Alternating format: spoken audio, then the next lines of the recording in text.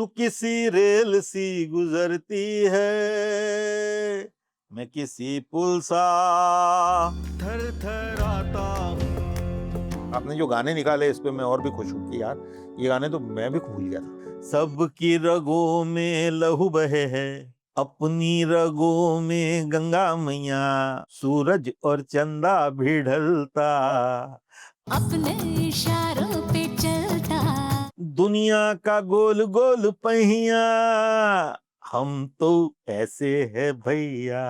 Film का नाम है थ्री इडियट्स और उसका एक गाना है बहती हवा सा। ये गाना कंपैरिजन का गाना है। हाँ, हमको तो राहें थी जलाती, वो खुद अपनी राह बनाता, हमको कल की फिक्र सताती, वो बस आज का जश्न मनाता, हर लम्हे को खुल के जीता था। तो वो कौन है? फिल्म का नाम है लगे रहो मुन्ना भाई और बंदे में था दम। अगर मुन्ना भाई की तरह से गांधी जी का गाना गाना है तो कैसे होना चाहिए? बंदा ये बिंदास है, ऐसा कुछ चाहिए, वो चाहिए, वंदे मातरम।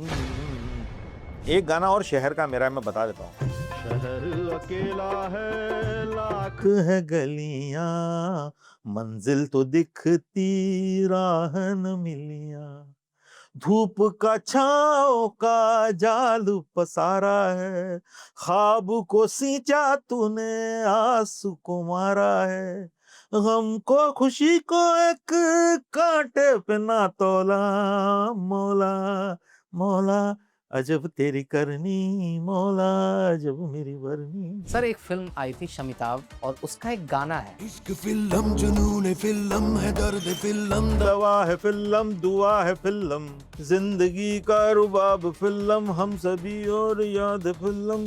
अरे यार ये कभी तो कोई और लिरिक्स लिख दिए इन्होंने।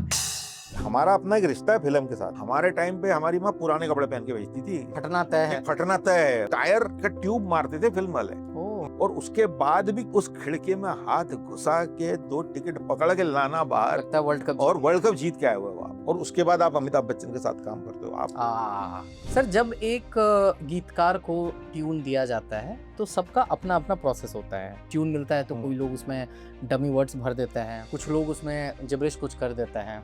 मुझे पता चला कि इन सब के अलावा आप कभी कभी उसमें गालियों का भी इस्तेमाल करते हैं, ये बताइए सर।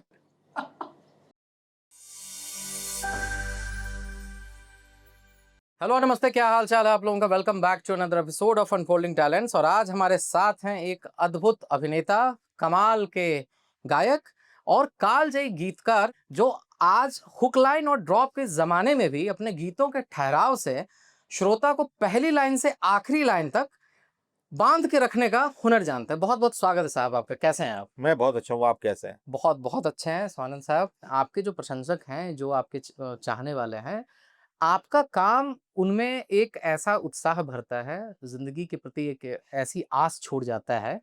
ऐसे ही एक गाने का मैं जिक्र करना चाहता हूँ। फिल्म का नाम है थ्री इडियट्स और उसका एक गाना है बहती हवा सा था।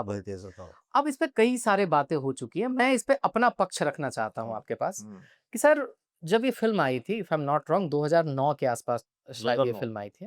और जब मैंने ये गाना पहली बार सुना तो मुझे ऐसा एहसास हुआ कि ये गाना मेरे किसी ऐसे दोस्त के लिए है जो शायद मुझसे कहीं पीछे छूट गया है, या जो मुझसे कहीं बेहतर था और मैं कहीं न कहीं उस जैसा बन जाना चाहता था। लेकिन आज 15-16 सालों के बाद जब मैं उस गाने को सुनता हूँ, तो मुझे ये प्रतीत होता है कि वो दोस्त कोई और नहीं, मेरा ही वो वाला वर्ज़न था जो मेरे हाथों से फिसल मेरे गया हाथों है। से फिसल गया था। तो सर ये जो साल दर साल मेरे लिए इस गाने का मायने बदल गया है गीतकार के तौर पर, क्या आपके लिए भी इस गाने का मायने बदला है सर? मेरे लिए इस गाने का मायने उस तरह से नहीं बदला है, मतलब जैसे आपके लिए बदला है वैसे उस तरह से नहीं बदला है, लेकिन मेरे लिए ये है कि मुझे बहुत अलग-अलग तरीके से लोगों ने मुझे इस गाने से रिलेट किया है। कई लोगों ने कहा कि मतलब मुझे एक महिला का फ़ोन आया था जब ये गाना आया था कि उसके उनके पति की कुछ समय पहले डेथ हुई थी, and she feels that this song is written for him. और अगर इस तरह से कोई आदमी, एक किसी ने वो गाना सुन के ये डिसाइड किया था कि मैं नौकरी छोड़ दूंगा 58 साल की उम्र में, मतलब रिटायर ही हो जाते अगले साल, करेक्ट। पर उन्होंने कहा नहीं, आज ही छोड़ दिए। 1 साल भी नहीं है गुलामी, मतलब 1 साल भी नहीं करना मुझे ये।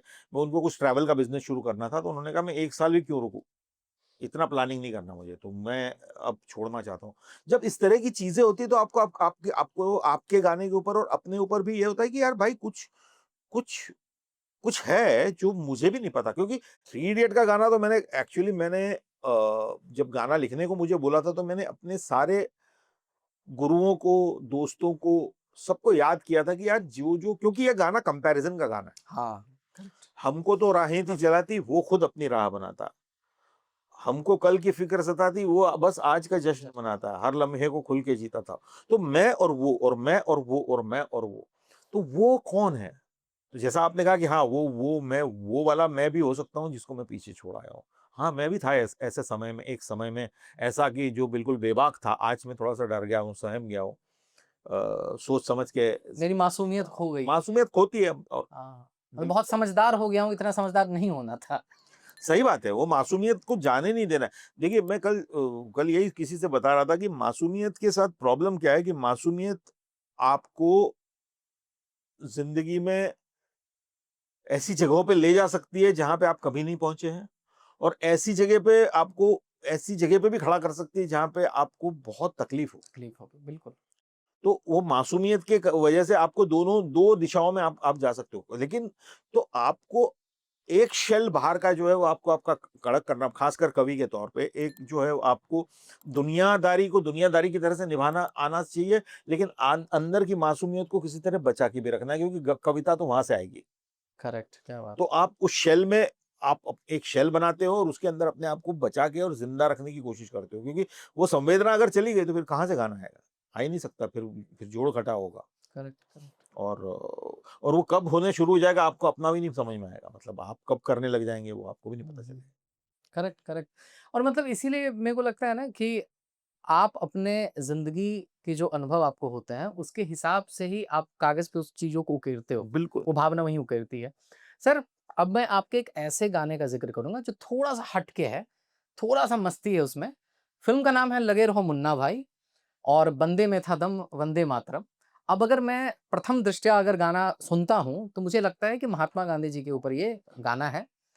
लेकिन जब मैं उसे बार-बार सुनता हूँ, तो मुझे उसमें थोड़ा टपोरीपन फ़ील होता है। मुझे ऐसा लगता है कि अच्छा, अच्छा ये तो मुन्ना भाई गा रहे हैं। करेक्ट। मुझे ये बताइए साहब कि जब ये गाना आप लिख रहे थे, क्योंकि ये बहुत ही संवेदनशील मुद्दा है कि महात्मा गांधी जी के ऊपर आप गाना बिल्कुल, लिख रहे हैं। बिल्कुल। आपको ये ख़्याल था कि कैसे इसको लोग परसीव करने वाले हैं? क्या पूरा प्रोसेस नहीं, था नहीं, सर? मुझे क्या, हम सभी लोग, मतलब ये गाना मेरी ज़िंदगी का ये सबसे मुश्किल गाना मैं मानता हूँ। हुँ, हुँ। मतलब मैंने जितने गाने लिखे उसमें सबसे ज़्यादा गाना लिखने में, और ये एक बहुत कोलैबोरेटिव एफर्ट में हुआ है। मतलब राजकुमार हिरानी जी, विधु विनोद चोपड़ा जी, शांतनु मोहितरा, मैं, हम चारों लोग इसके ऊपर बहुत दिन तक जूझे हैं।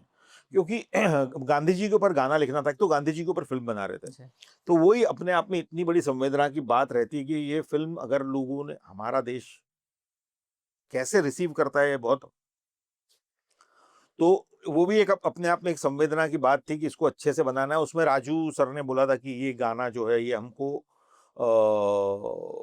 बिल्कुल आपने जो कहा वही कि टपोरी स्टाइल में गांधी जी के बारे में गाना है, क्योंकि मुन्ना भाई गा रहा है। अगर मुन्ना भाई की तरह से गांधी जी का गाना गाना है तो कैसे होना चाहिए? बंदा ये बिंदास है, ऐसा कुछ चाहिए, वो चाहिए, वंदे मातरम, वंदे में था दम, हुँ। वंदे में था दम, ऐनक पहने लाठी पकड़े चलते थे वो शान से, वंदे में था दम, वंदे में। तो हुँ। सडनली वो गाना अवतरित हुआ और वो मेरा महत्वपूर्ण गाना है मेरे जीवन का। राष्ट्रीय राष्ट्रीय पुरस्कार भी मिला मुझे उसके लिए, तो और सबसे बड़ी बात ये है कि वो गाना स्कूलों में गाया जाता है, 15 अगस्त को गाया एंथम है जाता सर, है। वो एंथम है एंथम सर। है, लोग बोलते हैं। वो गांधी जी के परिवार के लोगों ने उसका हाँ, स्वागत किया है और कहा कि ये, और फ़िल्म भी इतनी अच्छी थी कि वो मतलब बिल्कुल। उसमें अगर आप ध्यान दें तो उसमें बहुत सारे उसके अंतरे हैं जो फ़िल्म में बैकग्राउंड में यूज़ किए हुए हैं। हाँ, कई बार। कई सारे जो जो इसमें नहीं आ पाए।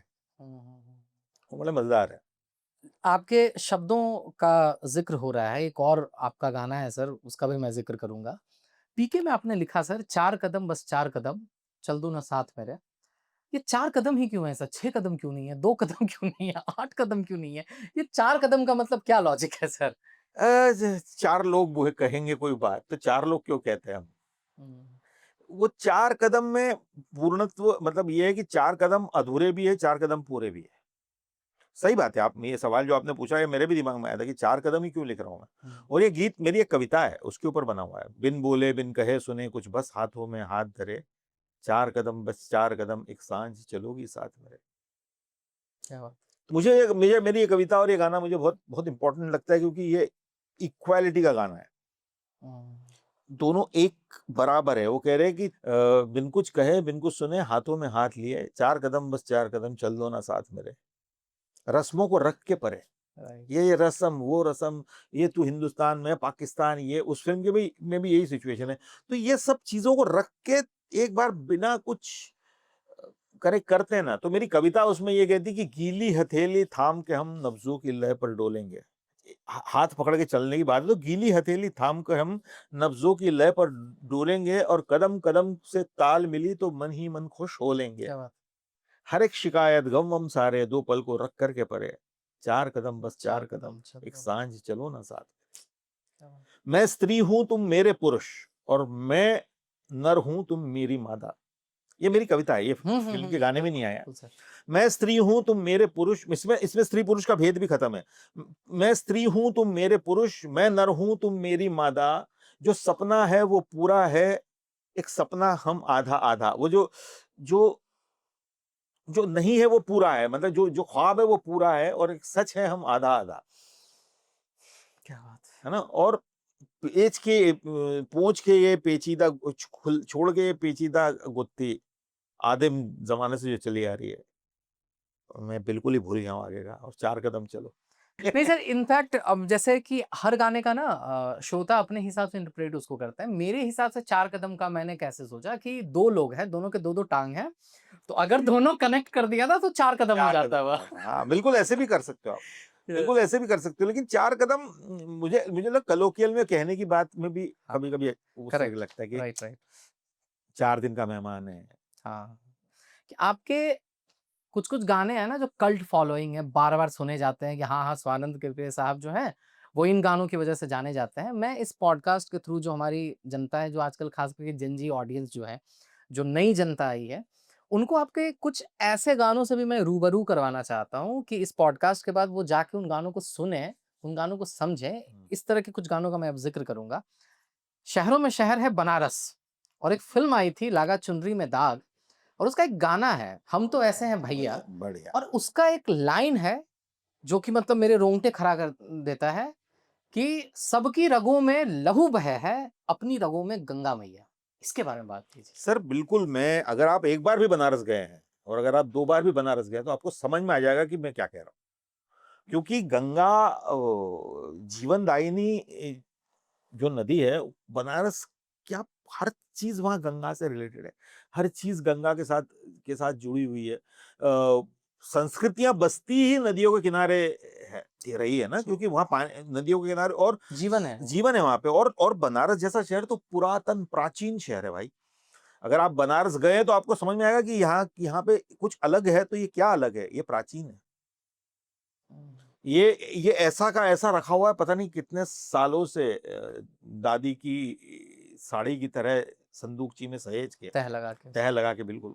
और वैसा का वैसा है, वहाँ की दिक्कतें, वहाँ की भाषा, वहाँ का खान-पान, वहाँ का सब कुछ, और सब कुछ गंगा के इर्द-गिर्द है। तो वो गाना जैसे ही प्रदीप सरकार ने बनारस के बारे में गाना लिखने को बोला, तो मेरी बाँछी ही खुल गई। मैंने कहा बढ़िया है भाई, आओ। और मैंने जितना गाना है उससे डबल गाना लिखा था। अच्छा, अरे! बनारस के बारे में तो लिखता ही चला गया था। सबकी रगों में आजा बनारस का रस चख ले आ, गंगा में जाके तू डुबकी सर लगा। ये गा के सर आज के जनरेशन के लिए मैं चाहता हूँ सर कि आप सर 2 लाइन सर गुनगुना दें सर।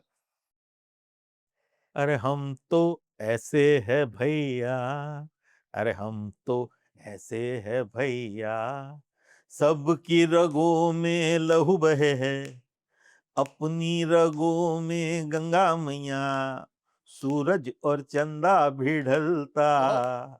अपने इशारे पे चलता, दुनिया का गोल गोल पहिया, हम तो ऐसे है भैया, हम तो ऐसे है भैया।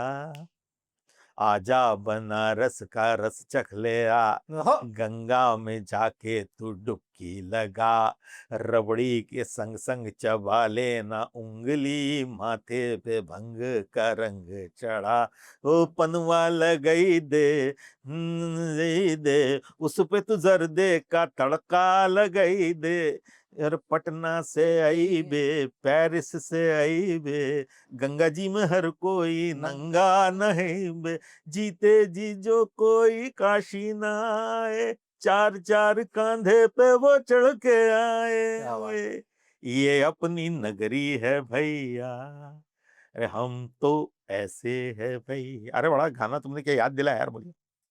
सर, क्या लाइन लिखे हैं सर कि जीते जी जो यहाँ नहीं आता वो वो चार चार मुंह कांधों पे पे चढ़ गया था। आता। आपकी आंखों में भी नमी आ रही है हाँ आ सर। गई, बिल्कुल आ गई। मैंने देखा है गंगा को, मेरा बनारस के साथ मैंने बनारस को देखा है, और उसके कई सालों बाद फिर मेरे दोस्त नीरज घेवन ने पिक्चर बनाई थी मसान, मसान उफ, और तो किसी रेल से तो गुजरती किसी रेल से गुजरती गाने का मौका मिला मुझे उसमें। तू किसी रेल सी गुजरती है, मैं किसी पुल सा थर थर आता हूँ, तू कभी रत्ती भर न सुनती है, मैं तेरा नाम बुदबुदाता हूँ, किसी लंबे सफर की रातों में तुझे अलाव सा जलाता हूँ, तू किसी रेल सी गुजरती है, मैं किसी पुल सा थर थर आता हूँ। क्या बात है सर। तो वो जो एक रिश्ता वहां से जुड़ा, वहां पे जब आपने वहां का खाना खाया तो आपको समझ में आया ओह कि क्या बात ये कहीं, मैं इंदौर से आता हूँ, इंदौर का खाना बहुत हाँ, बहुत अच्छा माना जाता है, लेकिन ये बनारस का खाया तो मैंने कहा भाई यहाँ पे कुछ एक ऑथेंटिसिटी है, कोई अंदर तक इसका एक पूरा कचौड़ी है, कुछ नहीं खा रहे हो आप, लेकिन वो कचौड़ी के साथ और सब्जी के साथ में एक कुछ बहुत कुछ जुड़ा हुआ है। जुड़ा हुआ है। कहीं एक रबड़ी खा रहे हो, कहीं पे एक संकट मोचन का लड्डू खा रहे हो, कहीं पे एक गिलौरी खा रहे हो।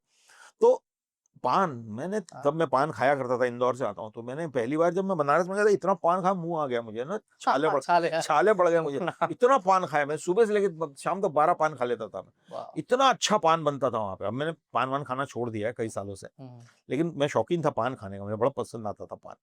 सर, अब मैं आपके एक और गाने का जिक्र करूंगा सर। सर, एक फिल्म आई थी शमिताभ, और उसका एक गाना है, ये सुनना तुम लोग भी जाके। उस गाने के बोल हैं, इश्क फिल्म जुनून फिल्म दवा है फिल्म। मतलब आप जो बताते हैं ना कि आपको फिल्म डायरेक्टर बनना था, आप अभी तक बन नहीं पाए हैं, और आपका वो साइड और ये गाने पे जिक्र नहीं होता है। मैं चाहता हूं कि इसका रील कटे, लोग जाने कि वो क्या यार लिखा मेरे को हुआ गाना वो याद नहीं है यार, मैंने मतलब तुमने ऐसा गाना ढूंढ के निकाला है ना, Balki will be very happy, क्योंकि हमने बहुत मेहनत से और इसका एक दूसरा गाना भी है, स्टीरियोफोनिक वो सन्नाटा। तो बड़ा बड़ा मैं बहुत दोनों ही गानों पे प्यारा है। चाहता हूँ बात आपसे उसमें तो मैंने सबके नाम लिए हैं, हाँ। गुलजार साहब, जावेद साहब, वरुण, सबके नाम है। तो ये गाना तो मेरे को यार ढूंढना पड़ेगा, इसकी फिल्म। इश्क फिल्म जुनून फिल्म है, दर्द फिल्म दवा है फिल्म, दुआ है फिल्म, जुम्मा जुम्मा जहाज फिल्म, हंसी खुशी का है राज फिल्म, है नाज फिल्म, जिंदगी का रुबाब फिल्म, हम सभी और याद फिल्म। अरे यार ये तो कोई और लिरिक्स लिख दिए इन्होंने। कोई बात नहीं सर, हम लोग इस पर मतलब इतना ही आपने गुणा। मुझे सर ये जानना है कि इसमें जैसे एक लाइन आती है, हम सभी मतलब कि ऐसा बोला गया कि हम सभी औलाद औलाद फिल्म, बाप है फिल्म, हाँ और ये फिल्म नहीं, ये फिल्म है। ये फिल्म क्या होता है सर? सर फिल्म, हमको तो पिक्चर फिल्म तो बहुत बाद में पता चला ना। सनीमा सनीमा पिक्चर देखते थे, पिक्चर कौन सी पिक्चर लगी है, और दूसरा वो फिल्म। तो हमारा अपना एक रिश्ता है फिल्म के साथ में, मतलब ये बच्चे क्या जानेंगे, आज की डेट में बुक माई शो पे टिकटें बुक हो जाती है, अगर कहीं पे टिकटें ज्यादा होने लगी तो एक शो और खोल देता है पीवीआर। हमारे टाइम पे हमारी माँ पुराने कपड़े पहन के भेजती थी फिल्म देखने के लिए, फटना तय है। फटना तय है, वापस आएगा बच्चा फाड़ के लाएगा, है ना। तो उधर जाके मैंने गुलामी ऐसे और सत्ते पे सत्ता और ये ऐसी पिक्चरें हैं जो शोले टायर का ट्यूब मारते थे फिल्म वाले, ओह! मतलब जो थिएटर वाला था वो सबको लाइन में खड़े करने के लिए टायर के अंदर से साइकिल की ट्यूब निकाल के उससे सुताई करते थे, और उसके बाद भी किसी तरह उस खिड़की में हाथ घुसा के 2 टिकट पकड़ के लाना बाहर, लगता है वर्ल्ड कप और जीत वर्ल्ड कप जीत के आए हुए हो आप। और हाँ। उसके बाद उस फ़िल्म को देखना, भरी बारिश में पूरे भीग के गुलामी देख रहे हो, कपड़े निचोड़ रहे हो वहाँ पे। पसीना से पसीना तर-बतर हो रहा तर-बतर। है। कोई ऐसी कुछ कोई नहीं। कोई कुछ नहीं, काहे का एसी सर, कुछ नहीं। और देख रहे हो, और धर्मेंद्र को देख रहे हो, और आपको लग रहा है कि भाई यार ये है, ये दुनिया है, ये तो अब तो उसका तो कोई मतलब, वो तो उस तरह से फ़िल्में देखी हुई होगी तो आपको लगता है ना कि दर्द भी फ़िल्म, दुआ भी दवा भी फ़िल्म, दुआ भी फ़िल्म, ज़ख्म भी फ़िल्म, सब फ़िल्म है। हुँ। फ़िल्म हमारा जीवन चलाता है। हम एक्चुअली, मेरा भी बाप फ़िल्म ही है। जितना मेरे को मेरे फ़ादर ने सिखाया नहीं सिखाया होगा, उतने उससे कहीं गुना ज़्यादा मुझे फ़िल्मों ने सिखाया है। कई गुना ज़्यादा मैंने फ़िल्मों से सीखा है। कितनी सारी मॉरलिटी, दोस्ती, प्यार, ये सब हम फ़िल्मों से सीखे हैं भाई। करेक्ट। ये हिंदुस्तान फ़िल्मों से सीख के जिया है। एक सत्ते पे सत्ता की देखने गया था हाँ। मैं, अब ऐसी बात चल जी, रही जी, है। बोलिए सर। सत्ते पे सत्ता देखने गया था मैं, तो ₹1 कम पड़ गया, दोनों के पास। हम कितने दोनों की टिकट थी? 1.60 1.60 अच्छा। 1.60 की टिकट थी, ₹1.60 की, ₹3.20 1.60 1.60 की, तो हमारे पास तो 3 जो भी थे, वो इसमें ₹1 कम पड़ गया। ₹1 कम पड़ गया तो एक अंकल थे, उनसे माँगा। मैंने, सर ₹1 मिल जाएगा हमको पिक्चर देखने। उन्होंने देखा, आओ, पेन कागज़ ढूँढा, नाम, पता, पापा का नाम सब लिखो। अच्छा, घर पे बोल के आए थे आप देखने जा रहे हैं फ़िल्म? नहीं। तो अंदर से धुक-धुकी भी चालू अंदर है। से धुक-धुकी चालू है, लेकिन वो मैंने कहा यार ये तो हाँ। पूरा अब पता ले रहे हैं। अब मैंने कहा ये बता ही देने वाले हैं, तो बता दिया। तो कहने लगे कब लौटाओगे? ₹1 अपना पता दिया। मैंने कहा सर 3-4 दिन में लौटा देंगे। तो लौटाने आना, नहीं तो पापा के पास आऊँगा। इतना ज़्यादा मतलब धमका के ₹1 दिया उन्होंने हमको, और हम घुसे पिक्चर देखने के लिए, और सत्ते पे सत्ता देखी साहब। और उसके बाद आप अमिताभ बच्चन के साथ काम करते हो। आह! आप क्या बात! आपको पता नहीं है, मतलब मैंने जब बच्चन साहब के साथ पहली बार, मैं विनोद चोपड़ा सर के साथ मीटिंग कर रहा था, मैंने अपने दोस्त, एकलव्य की बात है। एकलव्य की हाँ। बात है, और मीटिंग पहली बार मिल रहे हैं, और मैं मिल के कहा आया हूँ, और मैं अपने दोस्त को फ़ोन लगा रहा हूँ कि यहीं बैठे है, वहीं साँस ले रहा हूँ मैं जहाँ पे अमिताभ बच्चन साँस ले रहे हैं। ये लोगों को नहीं पता चलेगा सर, सही बात। जिन लोगों ने मेरे मेरे मेरा दोस्त किरण फाटक एक था इंदौर में, वो बच्चन की तरह बात करता था यार। हाय! आत्मसात हो गए थे, मतलब जीवन में आ गए थे वो। एक मेरा दोस्त श्रीकांत पिंटू, वो बच्चन की तरह डांस करता था ऐसे कि मतलब एक-एक स्टेप। तो आप सिनेमा का प्रभाव जो है ना, वो नहीं निकाल सकते। लाजवाब है। और आपने जो गाने निकाले, इस पे मैं और भी खुश हूँ कि यार ये गाने तो मैं भी भूल गया था। 1-2 और ऐसे गाने हैं सर जो मैं अभी उस पर आता हूँ सर। हाँ, एक फ़िल्म आई थी नेटफ्लिक्स की, रात अकेली है। उसमें आपका गाना है जागो जागो। जागो जागो बड़ा प्यारा गाना है। बहुत कम लोगों को पता है सर। वो गाना सर अगर 2 लाइन अगर हो जाए हाँ, सर। 2 लाइनें उसके, उसको जितना फ़िल्म में है उससे कहीं गुना ज़्यादा है जी, वो जी, गाना, तो हाँ। मैं उसको पूरा सुनाता हूँ। जी। जागो जागो, जागो जागो, जागो जागो, काली रतिया की नगरी में सेंध लगी। जागो जागो, एक सुबह हुई, पैबंद लगी। रात चांद की नैया किरणों ने लूटी,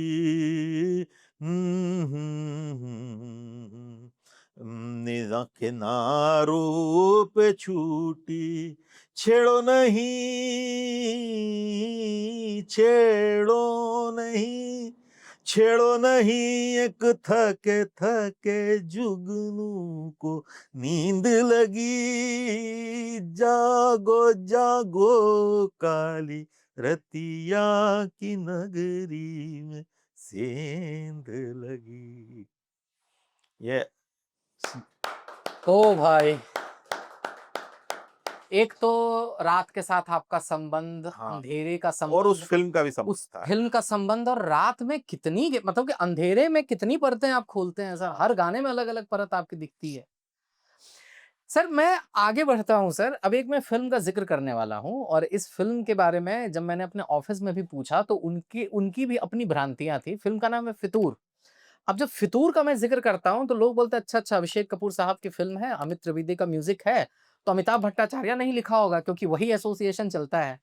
लोगों को नहीं पता है कि फितूर के गाने जो हैं वो आपने लिखे और मेरे हिसाब से आपका अमित त्रिवेदी साहब का ये जो कोलैबोरेशन है ये अब तक का बेस्ट कोलैबोरेशन आप हाँ, दोनों का मैं बेस्ट काय काम पोछे है भी तो काय काय पोचे पोछे। भी यस काय पोचे भी सर तो अभिषेक के साथ 2 पिक्चरें 2 पिक्चर में आपने जो हाँ हमने शुरुआत की फिर मैं तीसरी पिक्चर में मैं बीमार था तो मैं फिर अमिताभ वहाँ पे जी आया और अमिताभ तो कमाल ही लिखता है।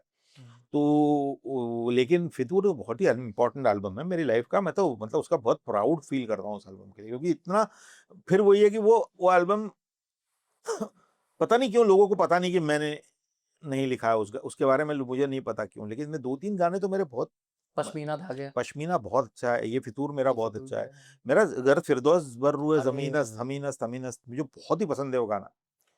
कभी-कभी ना एक गाना आप लिखते हो और उसमें आपको एक लाइन भी आपको ऐसी लगी ना कि आपने अच्छी लिख दी तो फिर आपको लगता है कि हाँ, चलो ये राइट राइट यहाँ एक गाना जो है वो जो मुझे बहुत ही पसंद है जी फितूर का वो होने दो बतिया। होने दो बतिया, होने दो बतिया, कोने में दिल के प्यार पड़ा है तन्हा, तन्हा दिलों की दिल से होने दो बतिया, होने दो बातें, होने दो बतिया। क्या बात है क्या बात है। ये गाना बहुत पसंद है मुझे, बहुत अच्छा। और नंदिनी सीकर ने और ज़ेब ने बहुत अच्छा गाया है। सर जब एक गीतकार को ट्यून दिया जाता है तो सबका अपना अपना प्रोसेस होता है गीत लिखने के कई सारे स्टेजेस होते हैं जब ट्यून मिलता है तो हुँ। कोई लोग उसमें डमी वर्ड्स भर देते हैं कुछ लोग उसमें जिब्रिश कुछ कर देते हैं मुझे पता चला कि इन सब के अलावा आप कभी कभी उसमें गालियों का भी इस्तेमाल करते हैं ये बताइए सर ये मैंने कहाँ बोला था यार। लेकिन क्या हो हाँ, कभी-कभी गालियों से क्या होता है उसकी एक पावर आती है उसके अंदर। हम्म, अब मैं गा के तो नहीं सुना नहीं हाँ सकता हाँ लेकिन क्योंकि वो बहुत पंगा हो जाएगा हाँ लेकिन गालियाँ डालने से ना एक उसके साथ एक अपना रिश्ता जुड़ जाता है। और उसके अंदर एक गालियों के अंदर शब्द के दृष्टि से अगर आप देखें गालियाँ अच्छी चीज़ नहीं है, गालियाँ किसी न किसी को देनी नहीं चाहिए। मैं गालियों को एडवोकेट नहीं कर रहा हूँ। लेकिन गालियाँ होती ही इसलिए क्योंकि उसमें एक पैशन होता है।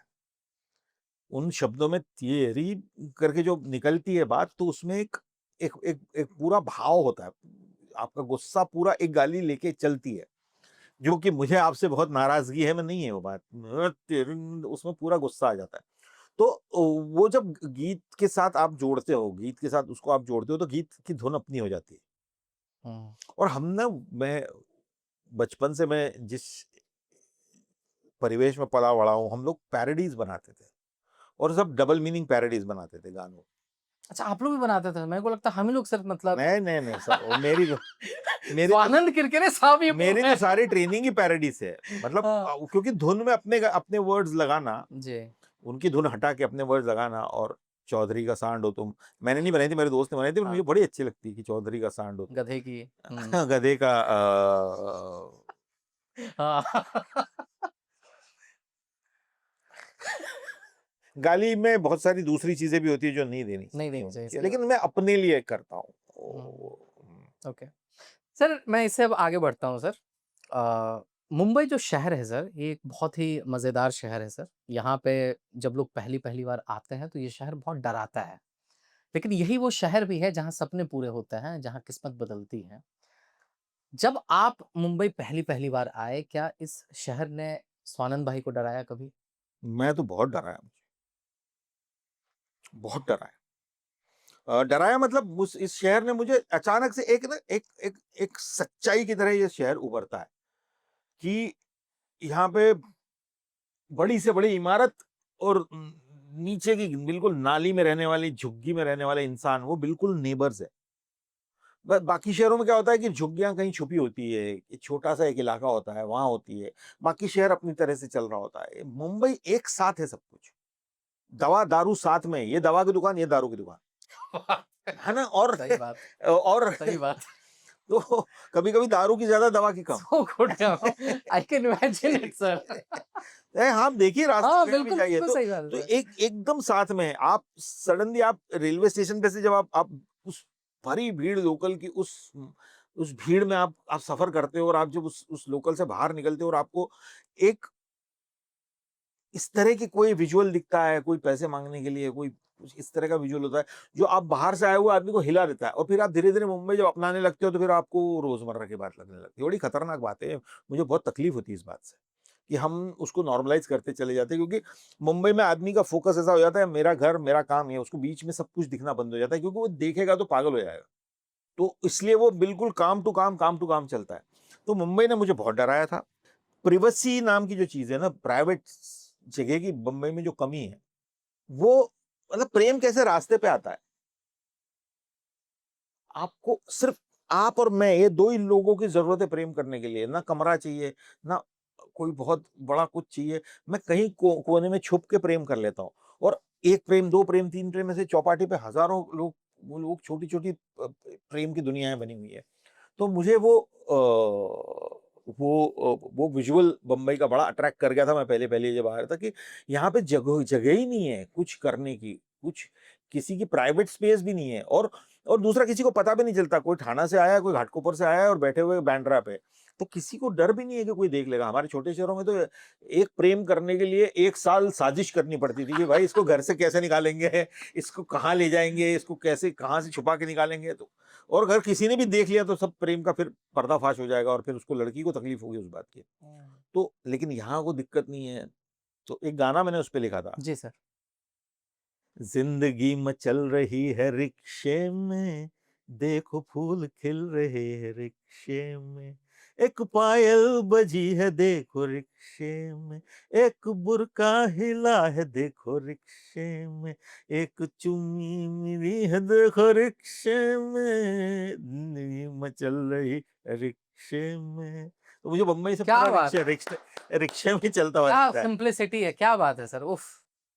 तो सर मुंबई जिस तरह से आपको डरा रहा था और जिस तरह के आपके अनुभव हो रहे थे, क्या उन्हीं अनुभवों का निचोड़ था बाबरा मन गाना आपका? जी। जी था। क्योंकि मैं जब यहाँ आया था और मुझे समझ नहीं आ रहा था और मुझे समझ नहीं आ रहा था भई, इतनी मैंने ज़िंदगी के बारे में सोचा नहीं था कि मैं फ़िल्म बनाना चाहता था। वो सब तो होता है दिमाग में कि मैं फ़िल्म डायरेक्ट करूँगा किसी दिन। लेकिन वो डायरेक्ट करने के लिए आपको एक स्टेशन पे उतर के एक शहर में घुसना पड़ेगा और उस शहर को देखना पड़ेगा और उसमें कमरा ढूँढना पड़ेगा और उसमें जो शुरुआत के दिनों में जो दिक्कतें होती है, कमरा अच्छा कहाँ मिलेगा? कोई बोलता है यहाँ ले लो, कोई बोलता है वहाँ ले लो। इतने पैसे, उतने पैसे, फिर कोई रूम पार्टनर मिलता है, उसके साथ झगड़ा, उसके साथ ये छोटी-मोटी चीज़ें। पहले कुछ जैसे पुरानी फ़िल्मों में दिखाते हैं ना कि आपका बैग चोरी करके ले जाता है। वीटी स्टेशन में बंदा उतरता था और उसका बैग चोरी होता था। तो वैसे बैग तो नहीं चोरी होता आपका पहले दिन, लेकिन आपका आपका विश्वास तो चोरी हो जाता है। आपको कई सारी चीज़ें ऐसी देखने को मिलती है, सुनने को मिलती है, बिट्रेयल्स के ऐसे आपके ही अपने लोगों के चेहरे बदलते हुए दिख जाते हैं वहाँ पे। कुछ उसमें तो वो सब चीज़ों के बीच में आप जब आते हो तो आपको समझ में नहीं आता कि आप आए क्यों हैं यहाँ पे? हुँ। आप और आप भी आप अपने आप को ही एक एक मैंने तो बावरामन देखने चला एक सपना, तो एक मेरे उसी में से निकला कि भाई क्या हो तुम? मतलब वो वही है कि आप मुंबई में रहे या आप बिहार के गाँव में रहे, मध्य प्रदेश के गाँव में रहे, कि वो जो है ना बाबरा मन देखने चला है एक सपना। हाँ, और चला, देखने चला मतलब उसमें दो एक 2 तंज़ भी है कि देखो ये साला देखने चला एक हाँ, सपना है पगला। वही है। हाँ, हम लोग की तरफ जो बोला जाता है, देखो हाँ, पगले अब को, देखो पगले को जा रहे हैं मतलब साला। औकात से ज़्यादा बाहर जाके सोच रहे हैं। हमें देखते हैं इंदौर में बोलते थे ना कि ये जाएँगे अमिताभ बच्चन बनेंगे। राइट, फ़िल्मों में जाने का मतलब है कि तो अच्छा, शक्ल देखी अपनी। अमिताभ यहाँ बच्चन। सीधे बच्चन देखा शीशे में, आईने में देखा है खुद को? ये सवाल होता था ना। आएगा वापस 15 दिन में। यही आशीर्वाद होता था कि भाई ज़्यादा से ज़्यादा कि 15 दिन अभी आएगा, देखेगा यहीं घूमेगा। हुँ, हुँ, और कई बेचारे आके घूमे भी हैं, तो घूमे। कई लोग सक्सेसफुल नहीं भी होते थे। हुँ, तो उस सिलसिले में जब आप निकलते हो घर के बाहर और फिर वो घर आपको तो बाबरा मन वैसे ही एक एक गीत रहा है जो बहुत बहुत खूबसूरती के साथ रहा है और ने बहुत बम्बई का बहुत असर रहा है मतलब उस गीत पे होने में। एक गाना और शहर का मेरा मैं बता देता हूँ आपको, जी, वो है अजब तेरी करनी मौला। ये किस फ़िल्म का है? ये गाना था सिद्धार्थ की वो फ़िल्म थी ना स्ट्राइकर। अच्छा सर 2 लाइन सर उसका भी सर हम लोग सुनेंगे सर। अजब तेरी करनी मौला, अजब मेरी भरनी मौला, बखत की लय पे देखो झूले झूले जीवन हिंडोला, अजब तेरी करनी मौला, अजब मेरी भरनी मौला। शहर अकेला है, लाख है गलियां, मंजिल तो दिखती, राह न मिलियां, धूप का छाँव का जाल पसारा है, ख्वाब को सींचा तूने, आंसू को मारा है, गम को खुशी को एक कांटे पे ना तोला, मौला मौला, अजब तेरी करनी मौला, अजब मेरी भरनी। क्या बात, क्या बात। मेरे मेरे गानों में शहर की इमेजेस आती है। एक गाना मैंने कल यस्टरडे टुमारो के लिए बनाया था, कौन-सा गाना है था वो? स्नेहा खानवालकर के साथ बनाया था। वो भी है यूट्यूब पे, बहुत कम सुना है लोगों ने। कौन-सा क्या है? कल कल वो आने वाला कल, कल कहलाएगा कल, कल जो बीता कल, कल साथ वो रह जाएगा, आज के आज के आगे एक कल, आज के पीछे एक कल, दोनों को थाम कर चलती मैं बेकल बेकल। ओह! शहर चलता ही रहता है, रुकता नहीं, दिन रात के आगे यहाँ झुकता नहीं, तन्हाई एक अकेली सहेली है, तन्हाई का दिल कभी भरता क्या बात। नहीं, ऐसे तन्हाई का दिल कभी कभी भरता भरता नहीं। क्या बात है। शहर शहर शहर बहुत है। पता नहीं तुमने ऐसे ऐसे गाने याद दिलाए जो मुझे याद नहीं है, तो मैं आज सर अच्छा गुलाल में जो है जब शहर हमारा वो सोता मैंने गाया है। आपने गाया है सर? मैंने पीयूष भाई के साथ गाया। लेकिन पीयूष भाई मेरे बड़ा भाई है, तो उन्होंने मुझसे गवाया और फिर उन्होंने उनकी तरह ही गवाया, तो कई बार लोगों को समझ उस गाने के लिरिक्स याद हैं सर मतलब आपको सर? पूरा तो नहीं याद है यार, मैं गाता नहीं हूँ कभी।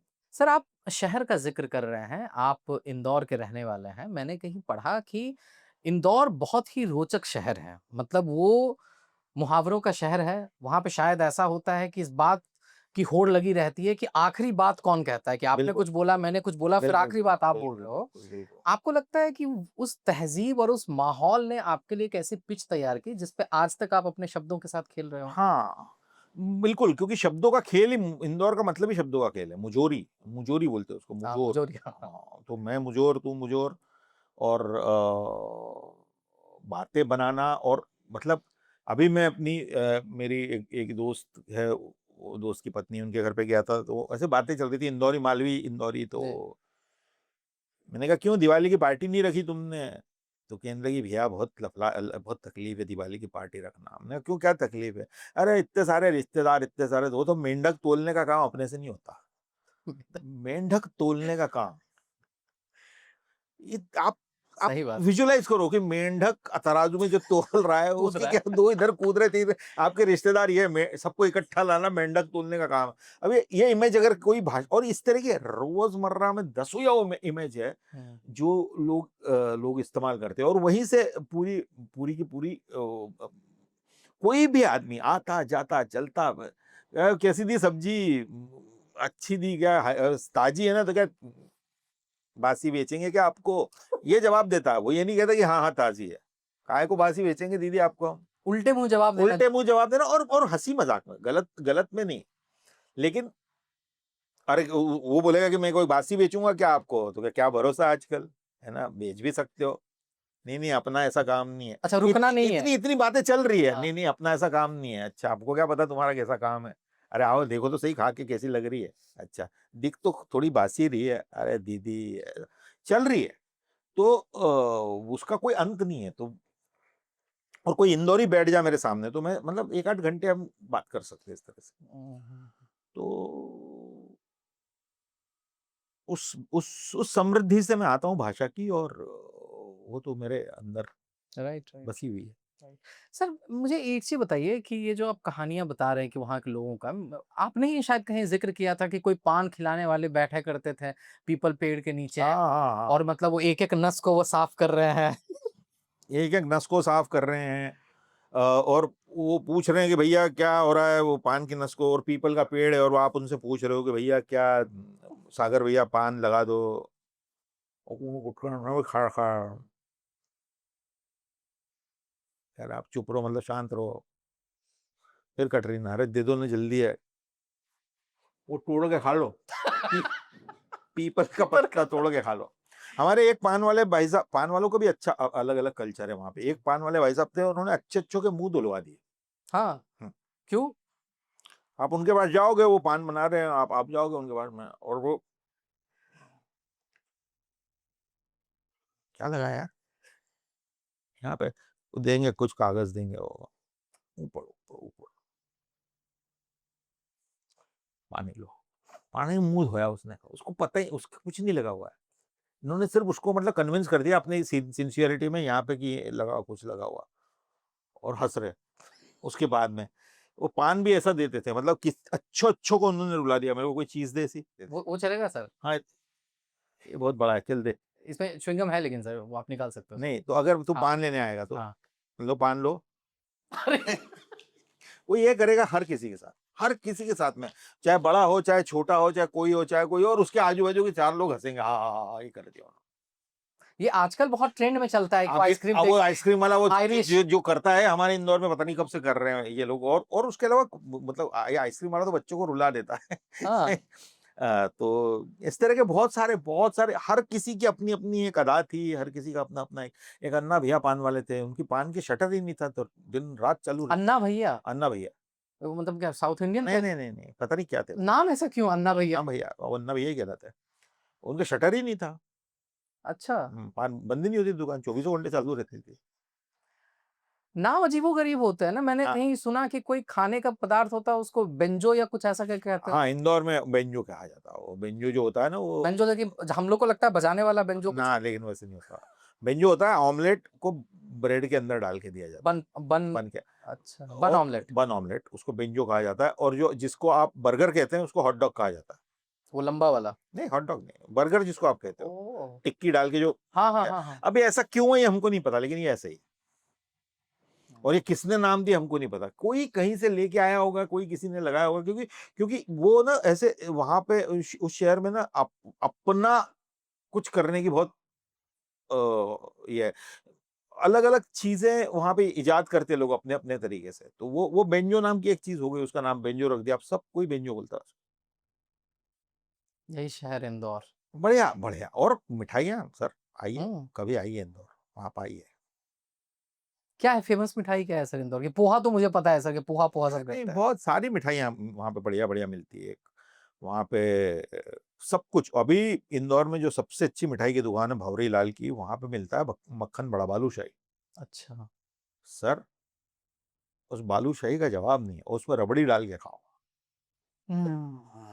तो इंदौर की रबड़ी भी बहुत अच्छी है। इंदौर में बनाना रबड़ी पड़ेगा बहुत अच्छी सर। मिलती है, बहुत बढ़िया रबड़ी मिलती है इंदौर में। इंदौर में शिकंजी नाम का एक पेय मिलता है, जो ये शिकंजी नहीं, नींबू वाली शिकंजी नहीं होती, दूध की जो हंग कर्ड होता है ना, चक्का जिसको बोलते हैं, वहाँ चक्का बोला जाता है उसको। हाँ, हम लोग भी दही का चक्का जो दही का होता है, चक्का जो बोलते हैं उसको, हंग जिसको हाँ। बांध के जिससे श्रीखंड बनता है महाराष्ट्र में, हम्म। गुजरात में, उस हंग कर्ड में रबड़ी डाल के दुनिया, मतलब एक अगर पूरा ग्लास आप पी लो, आप 2 दिन खाना नहीं खाओगे।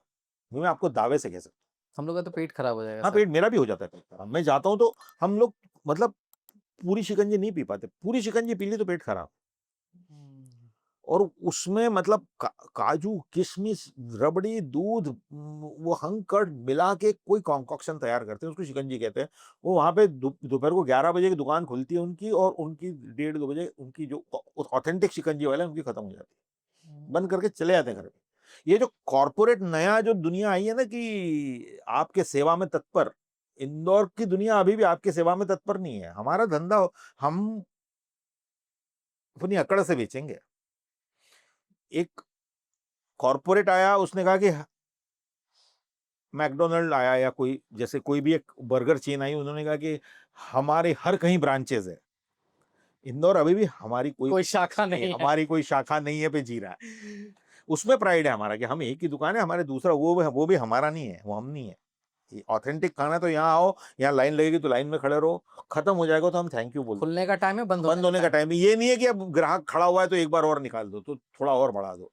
ये नहीं है कि टूथपेस्ट के का छेद बड़ा करे जा रहे हो और कह रहे हो कि भाई और सेल करो, और कितना सेल करना है।